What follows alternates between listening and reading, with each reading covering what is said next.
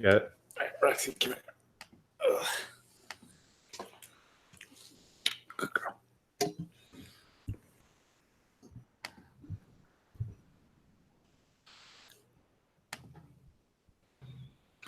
Bum, bum, bum.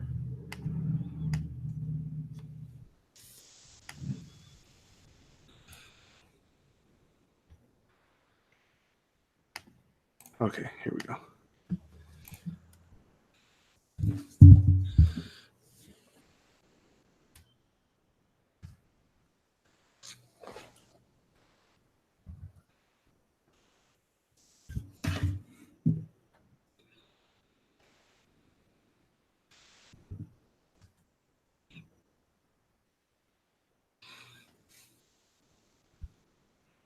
I had to fucking, of course, I had to hook up my hotspot for my damn phone because my internet's being shit. That sucks, man. Your hotspot seems to work pretty good, though. Yeah, it's fine. Yeah. All right, y'all ready for this? Yeah, man. All right. Let's do it. You got your Audacity up? Yeah. Yep. Okay. So let me know when. 3, 2, 1, record. Check 1, 2. Bro, why is it doing that? Stop. Sorry. Do you want me to stop it? Yeah. Okay.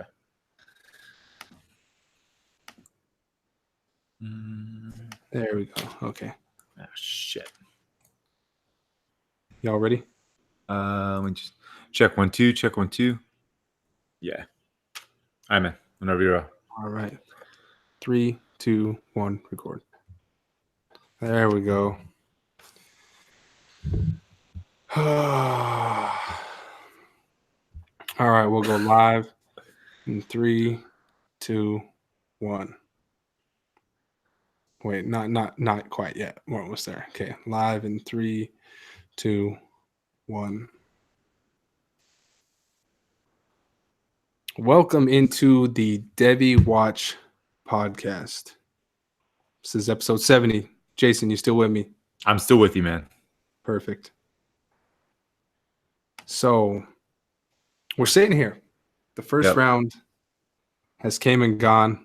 A few crazy things has happened. We're going to discuss the first round landing spots. I mean, value shifts. It was exciting. I'm not going to lie. It was exciting, and then just a huge major letdown at the end of the first round for me personally, but we'll get to that.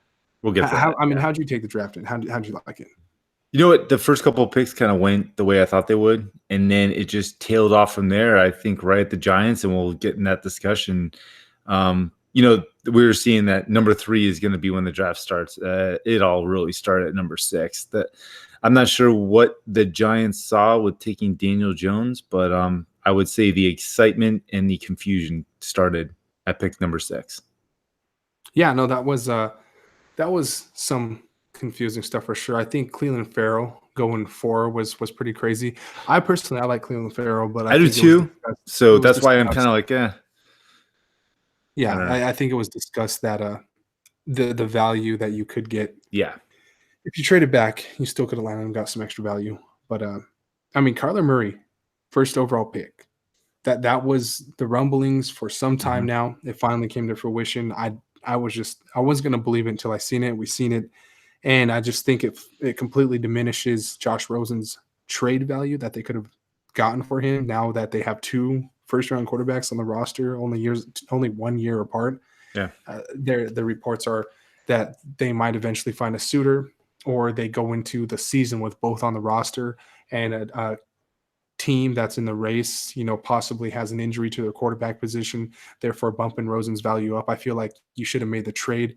You should have traded Rosen away before the draft even started. Now we're sitting here with two quarterbacks on the Arizona roster. So that one just was puzzling. I understand Cliff Kingsbury in his first year, he wants to go get his dude and put him in the best position to win now because, I mean, NFL stands for not for long. So there's a cliche alert. Yes. I would think that at this point, they have got to be looking for suitors for Josh Rosen. I understand the fact that you want to have your backup QB is just as valuable as your starter, just in case something happens. And Kyler Murray is one of those guys where he likes to run, and he's not that big. And if he gets hit one good time, he's out. Who's behind him? So I'm wondering if that's something that they're taking into account. And they have Josh Rosen, who, if he plays and, he excels and they get this offense generated the way they want to, not like last year, they got to be looking to not be the definition of insanity, looking to improve it. Does Josh value actually increase his value if he plays or shows the commitment to the team with the leadership and everything else, if he stays on the roster through the offseason and they wait for injuries to happen to other teams? I'm not too sure, but I think the Chargers right now look like the number one prime spot because they were in it with the phone calls that were being made to the Cardinals. Yeah, I just the whole situation is just a little different, and I think the main thing we'll see how all that plays out. Obviously, I feel for Josh Rosen, and I hope he goes Yeah. somewhere and succeeds. Kyler Murray, I don't want him to not succeed, even though he's in the same division as the team that I root for. Obviously, I don't want him to do too well, but for fantasy purposes, I think he's in the perfect spot with Cliff Kingsbury running that offense, and it's going to be exciting for them. I think they're still in the market for another wide receiver, which they're sitting there with the first pick in the second round. And we just seen N'Keal Harry go off the board. We'll get to that. I think they could still be in the market for another playmaker for Kyler Murray, someone that he can grow with. Obviously, I know that Larry Fitzgerald, he's likely, sitting there in his last year. I know he came back again. You're going to want to sort of find other players that he can build his game with, someone that you can give him sort of a true X wide receiver. Yeah, I don't think Christian Kirk's going to be the answer. I think they are going to look in the second and third round for another receiver, which is going to be the prime spot for these receivers. There's so many left on the board. The second and third round is just going to be flooded with these receivers coming off. And keeping the topic on Josh Rosen, actually. So we go down to 6, and we just talked about this on the last episode. 4 QBs going in the first round. That obviously didn't take place. We had the 3. But you have Daniel Jones going 6th overall to the Giants, and I've just been saying all day, like, if there's a team that has has Daniel Jones on their board at number 1, why not just keep that value there for a difference maker at a different position, build that roster out, and then go give your second up for Josh Rosen? That could have just been the ultimate finesse by Dave Gettleman, how everybody's barking at him last year, taking Saquon Barkley number 2 overall. And then he comes back and gets the QB that, a lot of people wanted to go to the Giants the following year with a trade, sending off a second rounder for him. It just didn't really make sense to me. I like Daniel Jones. When we started, we both do, but not 6th we overall. No, not 6 overall. That was tough. And if you're watching on live stream and you're wondering why I have my shades on, question. And I'm upset. Let's just get into it, man. Let's just do it. I don't want anyone to see me cry. But yeah, no, I think we'll hold that off. I mean, okay. I figured you because might I want was to talk just about so it. emotional. Like, obviously, I'm here for you. I'm not crying, but I was emotional, dude. Just so heated and pissed off. We'll get there. And then we have somebody else set me off earlier tonight in the DMs. Some Crombos J or Joseph Crombos, something, one of my followers. So about a month or 2 ago, there's people tweeting about the Devy watch. They're all hyped on the Devy watch. This cat comes through and says, "Oh, Nick Whalen's Devy report's better." And it's like, okay, so who asked you? Did Nick like DM you some money to go and talk crap about the Devy watch and promote the Devy report? No, I don't think Nick would do that. So why are you out here in our mentions talking shit about the Devy watch? And he has the audacity to message me tonight and say, "All right, I know you're out there. Is Harry to Seattle a good landing spot? Please tell me." And I replied with, "Wait, weren't you the guy dogging on the Devy watch only but a month ago?" And he's like, "Yeah, I'm sorry. I just know you live out there." I'm like, "Come on, man. That's just disrespectful." He's like, "I said I'm sorry." And then I sent him the whole GIF that was like, "Okay, bye. Get out of here." And then he has the audacity again, come back and question me like, "Wow," calling me ridiculous and stuff. So, I mean, why just don't be disrespecting the Devy watch and then coming in my DMs trying to ask for information on a player or a landing spot? It's not a good look at all that. First off, I'm sure he never even took a glance at the Devy watch, because if he did, I'm sorry, I'm proud of our product. I know what we did. There's no way you're going to say anything about what we've done with the Devy Watch. There's so much information in there. Even if you don't like one of us or any of us, you're going to be pretty impressed by the Devy Watch. So that already pissed me off. And the fact that he wants to reach out to you and ask you about Noah Fant, it's like, dude, no, like, no. I'm proud of you. I'm glad you called him out on the pod. I even suggested it, just joking around. You did it. Good for you, man. It's Well, well deserved. It was N'Keal Harry, but point sticks. I think, I think it was. Oh yeah, that's right. Well, I saw another one with Noah Fant too, so I got Okay. confused. Well, yeah, no. So first, that put me on till. I mean, why are you going to come and talk shit about our product and rag on it and try to prop somebody else's product up? Who I respect it. I respect the other product, but why? Well, there was no point to do that, and then to come to my DM. So that already had me on till, and then here we're going and we're what unfolded the rest of the night with the NFL draft. It's not a good night for me. Let's move on. Let's do it. To the Detroit Lions, TJ Hawkinson. I think that's a good landing spot for him. There were so many mocks that had TJ Hawkinson going to the Lions, but I didn't think it was going to come to fruition because of the fact that we just seen them take Eric Ebron, a top 10, not too long ago, and that's still really fresh in their minds. I didn't think that they were going to pull the trigger on TJ Hawkinson, but obviously he is an absolute complete tight end, a difference maker at the position. Not only is he an extra offensive lineman, but just his ability to run routes. He's so smooth with his run around. At the top of his breaks, they're very crisp. He's able to create that separation. He has some mitts on him, very smooth hands. That's obviously impressed me and a lot of people. So what do you make of that? I mean, if you were to sort of suggest where his talent or where his ceiling would be season one as a rookie in fantasy, where do you feel that's sort of at? I mean, does he have the ability to does he have the ability to crack the top 12 tight ends? I think that's sort of pushing it, but what do you think? I don't think so. When they first took TJ Hawkinson, I was like, okay, well, the value is really not there. I mean, you're taking a tight end in a deep tight end class at number 8 overall. Value-wise, I didn't see it. Dynasty-wise, I love it. His value just completely increases. He's going to be one of those guys I'm going to be looking for in the late first round, to be honest with you, because they're going to want to get him involved. Tight ends, they take a while, and I have to remember that. I mean, it is a very small sample size of tight ends, even though how good they are, that can make an impact year one. I can see him maybe like a David Njoku type, where he's going to get a couple catches, have a couple good games, a couple touchdowns, but nothing that's really going to set him apart in year one. But he is definitely going to be a guy I am targeting in Dynasty.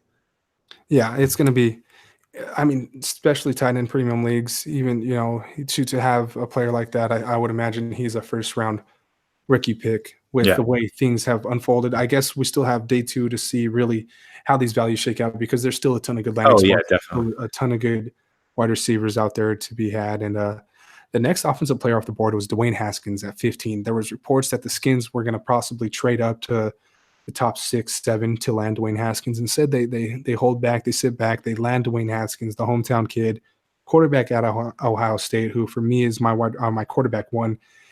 And he's got Darius Geis there, he's got Adrian Peterson, he's got Josh Doxson, he's got Jordan Reed. I mean, not the best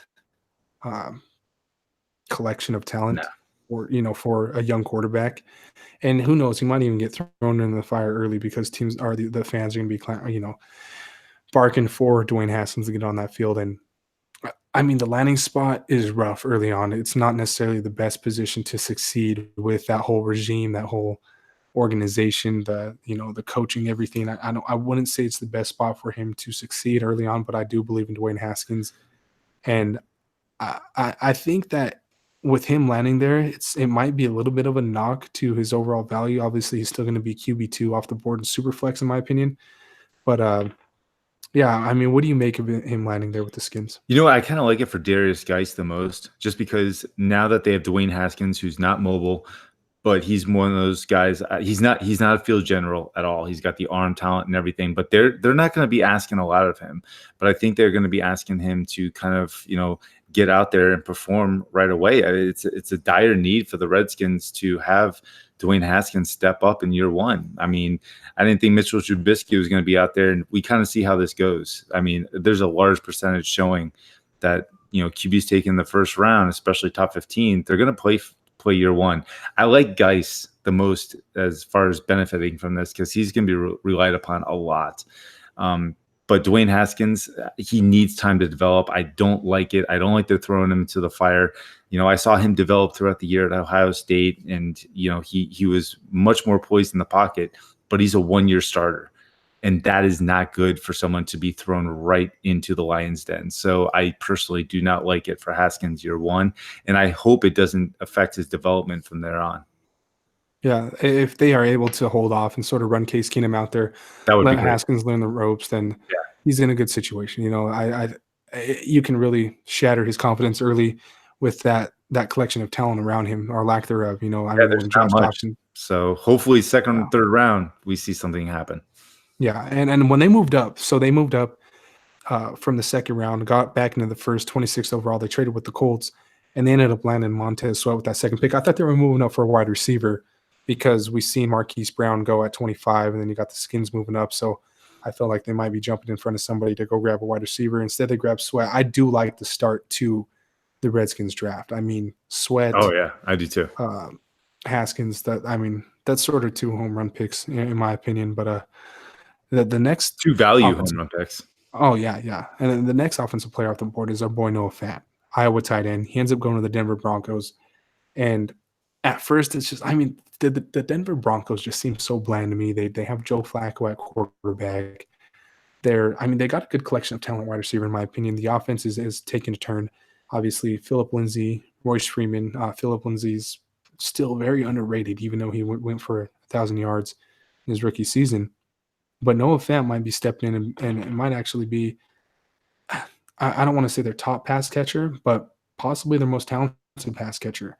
And the thing is, so with Joe Flacco, and I know this is a shift in scheme and everything, but when he was with the Ravens, the last 4 years, not count 2018 because of how long he sat out that year, but the last 4 years that he was with the Ravens, his tight end averaged 547 yards per year, and they were either the second or third pass catcher in his offense with the Ravens. And he never really had that much of a difference maker at the position. Ed Dixon went off that 1 year.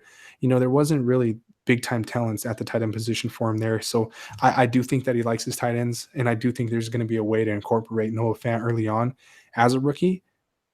With Joe Flacco as the quarterback, I don't know if his ceiling is as high as Hawkinson's year one because of Hawkinson's ability to consistently be on the field and be tied to Matt Stafford instead of Joe Flacco.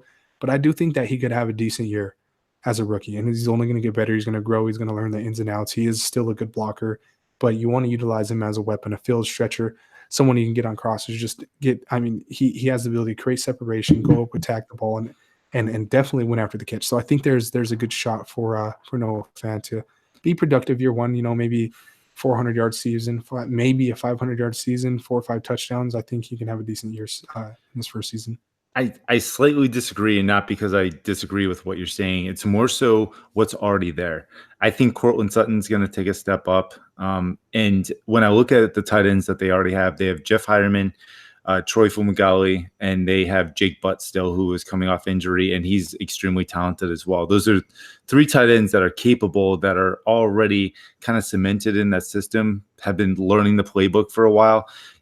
I love Noah Fant, and I've kind of said this already. I think he's going to be one of those guys where he has the athleticism. He just needs to learn the little nuances of the speed of the NFL, understanding blocking techniques, and he's going to be 22 years old. I could see him needing this year just to learn, not because he's not capable, but just to learn. And he's going to be one of those guys, the year 2, year 3 breakouts that you're going to be really love to have. I almost want him to sit back and learn and not be thrown into the fire, where this isn't really the offense I'm looking forward to with Joe Flacco under center. That's how I personally kind of feel about it. But dynasty wise, I'm going to be targeting him. And if I don't already have him, I'm going to try to get him everywhere because I love the talent. I just don't know about year one. And then next, 24th overall, Oakland Raiders select running back Josh Jacobs out of Alabama. And with the news of Marshawn Lynch leaving, obviously before that news even came out, Josh Jacobs was a hot target for the Raiders. Ultimately, he ends up going there, 24 overall. He's your running back 1. He's my 2. And obviously he's such a dynamic back. He's got the contact balance, the vision, the cutting ability, the size, the power, the hands. He's going to be an ultimate weapon for Derek Carr in that offense. And obviously, they're the weapons that they've added this offseason to sort of take the pressure off the running game. I know they're trying to build that offensive line back up, and they're not doing that good of a job. But I think Josh Jacobs, with his his elusiveness, that he's going to be able to create for himself, and that's something that they needed. And he's one of the best backs at doing that in this draft. So I mean, that's a home run pick for them, in my opinion. Even though it's a running back round one, and it's a decent situation for him because of the talent that's around him on the outside that ultimately will allow that pressure to be taken off the run game. Yeah, if it was my Chicago Bears actually picking at 24 still, I would like it a lot better with Matt Nagy and Jordan Howard being gone in that system. The Oakland Raiders, yes, it's a need. I'm just hoping that they understand how to utilize Josh Jacobs properly. I mean, he's not a guy that I want to see getting all these touches right away. I think he still has a lot to learn as far as that system goes. I think they're going to be a little bit more pass happy. I would feel a little bit more comfortable with that. He's not going to be my 101, but I love the landing spot, the draft capital, and he's right up there for sure. And then next, Marquise Brown, 25th overall. We just discussed that with him being the first wide receiver taken off the board. He goes to the Baltimore Ravens. Marquise Brown, his whole all 166 pounds of him, he's this one. It's not a shocker because of everybody projecting him to be the top wide receiver, taking all the love that he's gotten shown from the media and the NFL media and everybody. And so I guess it's not completely a shock to me. I just didn't fully expect it to happen because I'm not a big believer in Marquise Brown, especially not in the first round, not that early. That's a risky pick for a first round pick, and something I wouldn't do. I don't like the fit with Lamar Jackson. I would have preferred a Hakeem Butler, DK Metcalf, AJ Brown, N'Keal Harry, a big body type that gives you that catch radius to go up and attack the football, make those contested catches for Lamar Jackson. And I mean, he's going to be able to create separation, I feel like, at the NFL level, as long as guys end up in his grill. But even then, I mean, I would have preferred a bigger target for Lamar Jackson. I think we discussed the Ravens landing spot. You weren't a fan of it. I said No. it was a little underrated because of the amount of targets and the availability to be a wide receiver one there for that team. But he's not a wide receiver one type. So I'm not too fond of the landing spot, both for him and both for Lamar Jackson. I'm a big fan of Marquise Brown. I've watched him try to come back from injury, and just his work ethic, his passion for the game, everything. You can't help but not want to root for the kid. I don't like the landing spot. I don't like the fact that Lamar Jackson is going to be overthrowing deep bombs to him when he's going to be wide open. It's just one of those things where I just don't think it matches up right now. And he might be one of those guys that's going to be a value later on when things come together for the Ravens and they actually get a QB who's capable of getting those deep bombs to Marquise Brown and capable of getting him with good anticipation in space. I just don't see it right now. And then finally, the heartbreaker. So I'm sitting there, Seahawks pick 29, pound on the table for N'Keal Harry. Instead, it's LJ Collier, and I don't completely hate that pick. I viewed him as more of a day two guy, but I understand the defensive end. It's starting to wash up, in the draft. The edge is starting to wash up in the draft. So I understand reaching for a guy, a good 15 to 20 picks in order to get you a guy that you believe in on the edge. But then to come back and move back for what I think is 2 fourth-round picks from the Giants or something of that sort, and go back into the second round only to miss out on N'Keal Harry 2 picks later. I mean, that was the dream scenario for me. Just get N'Keal Harry. You got to get a big-bodied, athletic wide receiver that can go up and win for Russell Wilson, and instead you trade back. And not only did you trade back, you move back behind some wide receiver needy teams in the Arizona Cardinals, in the Colts, in the Niners, so there's 3 spots right there that could possibly take some wide receivers, and then you're sitting there with the damn Paris Campbell at the top end of the second round. And oh man, I was fucking pissed. it yeah, it was just it just pissed me off. I felt like he was there for the taking. Are those 2 fourth rounders that you received really worth missing out on N'Keal Harry? I don't believe so. I don't think so. I mean, if you're able to come back and get AJ Brown, a DK Metcalf, a Hakeem Butler, then it'll ease that pain just a tad. But I ultimately wanted N'Keal Harry as the best wide receiver in this draft, in my opinion, and that sucks. That fucking blows. I did not know it was 2 fourth rounders. If I'm an NFL team, I am not giving up a first round pick with blue chips still on the board. And I'm gonna say blue chips because I think N'Keal Harry is a blue chip to get mid round players that are going to be developmental or potential starters. I don't understand that at all. Yeah, they should have taken N'Keal Harry or one of these top wide receivers. I don't understand what they were doing right there, trading out. I would love to see their board. I really would. I would love to see the Giants board too, taking DeAndre Baker over a couple other of these defensive backs and Brian Murphy and Greedy Williams. But what are you going to do? Yeah, I mean, they went and grabbed Dexter Lawrence as well, Daniel Jones. Dave Gettleman's been nothing but puzzling to me. Obviously, John Schneider is always puzzling to me. You know, I'm sitting there yelling for Darius Guys last year, and then we get Rashad Penny. He's a roster builder. John Schneider builds rosters. He creates teams that have ability to compete at each and every year, playoff teams. Created a Super Bowl champion with a bunch of late round picks. I believe that's what they got, is 2 fourth rounders for that. They got 2 fourth rounders when switching with the Packers. They could have stuck and picked Montez Sweat when they moved back. I believe they got 2 more fours when they switched with the Giants. I'm not completely sure. I haven't fully looked into it. I sort of stayed off Twitter for the night. I didn't want any picks really tipped, and I believe that's what they got. And if that's the case, I mean, are you going to find a N'Keal Harry with any of those picks? No. Can you find someone comparable to him at this next pick? There's a good possibility Hakeem Butler or DK Metcalf could pan out to be something, of that caliber. And I hope that's what their mindset is, because I'm not sure. I mean, are they going to take a safety right here? Who knows what the hell they're going to do? But yeah, N'Keal Harry to the Pats. What's your first impression of that pick? When I first saw it, I didn't like it. And then I had to sit back, take a sip of water and just kind of, marinate in it. And now I kind of like it because I'm thinking of how the Pats utilize their players and what they do with first round prospects.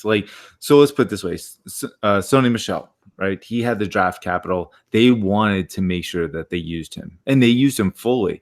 And when it came to the proper time to unleash him, he finally got the playbook toward the end of the season. I mean, he was dominant, and he's actually the one who helped them get to where they were at the end of the season in the Super Bowl. So I think that N'Keal Harry, taking him shows that they are in a position where they want to get a receiver who is NFL ready, can be utilized on the offensive line in multiple positions. Not one of those guys he was on one side during college the whole time. He can be used as a punt returner, special teams, everything. I think they identified that. And they also identified the analytics aspect of it, where N'Keal Harry checks every single box. He's still a young receiver, just going to turn 22 years old. I think they're going to want to use him this year. And I think they understand that the fact that they took a receiver that they want to get involved right away. I actually kind of really like it. And I like N'Keal Harry to kind of take off year one. I think they're going to want to get him involved right away because of that draft capital. And you got to think, obviously they didn't get their tight end to replace Rob Gronkowski, but they got a big body. N'Keal Harry that wins in those contested situations. He wins after going to fill that Gronkowski spot. I really believe that. I'm kind of thinking that's their game plan. Yeah, and you said it. I mean, his ability to move over anywhere across the formation. Yep. Like you said, catch some screens. I mean, he's a guy that can win downfield as well, even if he's not creating the most separation.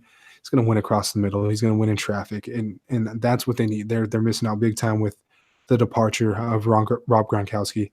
And I think N'Keal Harry fills that role perfectly. I love his value. I do too. And it'll be interesting to see where he's going. I still, as it sits right now, for me, I still sort of view him as the 1.01 because, I do too. I mean, Tom Brady, he's really going to help him out and coach him up and put him in a situation to succeed. So still 1.01, even though Tom Brady's 42 years old, I don't even care. He's going to be one of the most complex offenses you could possibly think of. he's only going to be better because he has to learn more. And in that offense and that coaching staff, you're held that much more accountable. And it's only going to make him more intelligent. I absolutely love the landing spot now that I think about it. And before we cut this thing off, okay, so we're sitting there with the Cardinals, the Colts, Raiders, Niners, Seahawks, Jags. And I think any number of these teams are going to be in a position to want to grab a wide receiver. I think the Cardinals could do it. You mentioned Christian Kirk not being wholly the answer. And Yeah. ultimately, when Larry Fitzgerald is gone, I think you're going to want to move Kirk and play him inside as much as you possibly can.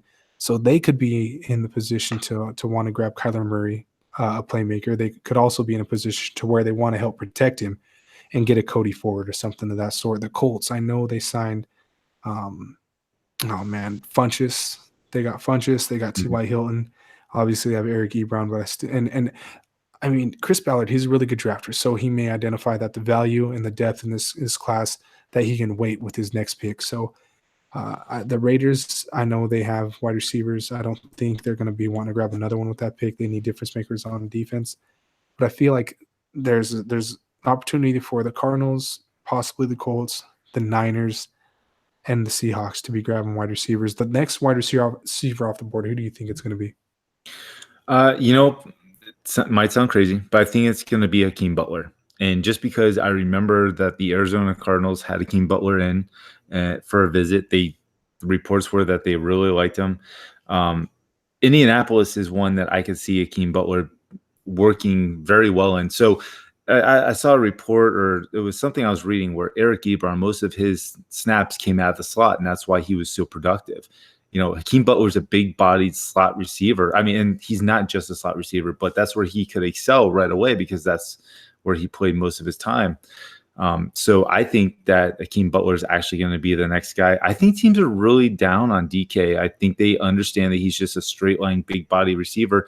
I think he's good at beating press, but the more I read into it, the more I'm looking at these NFL teams, beating press, it's kind of overrated in a certain way. Not often do you have to beat man coverage and press coverage. There's a lot of off ball coverage. So I think that they're a little bit down on DK, and I think teams are going to be looking at Hakeem Butler with that catch radius and everything else he can do. So I think it's going to be Hakeem Butler. Yeah, that wouldn't surprise me. I know.